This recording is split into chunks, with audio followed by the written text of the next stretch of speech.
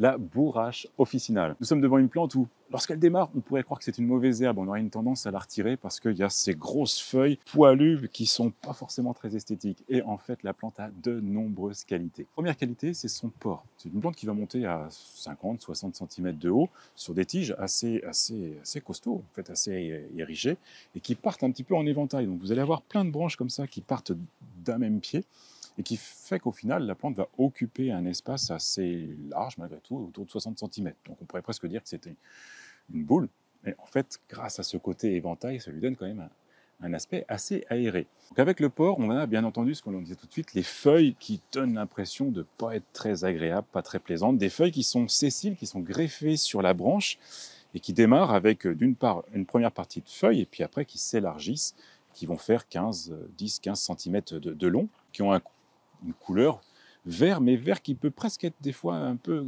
tendance glauque, tendance sur le gris, donc ce qui est assez joli quand le soleil se reflète dessus. Surtout, nous avons cette fleur avec ce bleu vif qui est vraiment la caractéristique de la bourrache et qui fait qu'on la remarque très bien dans un massif. Là, on est au démarrage de la floraison et tout ça, ça va s'ouvrir d'ici quelques semaines et ça va nous emmener tout l'été jusqu'à l'automne. Donc vraiment, c'est une plante qui a une floraison très très longue et très intéressante. La deuxième qualité est décrite dans l'espèce officinale. Alors, les fleurs et les feuilles ont des vertus médicinales, mais également des vertus condimentaires. Et la fleur a un goût iodé, qui rappelle l'huître, et les feuilles auront un goût plus proche du concombre. Alors bien entendu, quand on veut profiter de ces qualités médicinales et condimentaires, il faut en avoir énormément. Mais quand on n'a qu'un seul pied, eh bien, on le laisse à tous ces insectes butineurs parce que vraiment, c'est une plante très mellifère, donc très utile pour toute la nature qui est dans le jardin.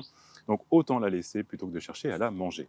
Et les feuilles sont riches en azote, alors vous pourrez les mettre dans votre compost bien entendu, mais également les étaler sur vos massifs et elle fera un excellent engrais vert. Et enfin, dernière qualité, on lui attribue également des vertus répulsives pour les escargots et les limaces. Donc ça, c'est très intéressant dans le jardin et à observer pour toutes les plantes qui sont autour. Alors, vous pouvez planter les bourraches maintenant.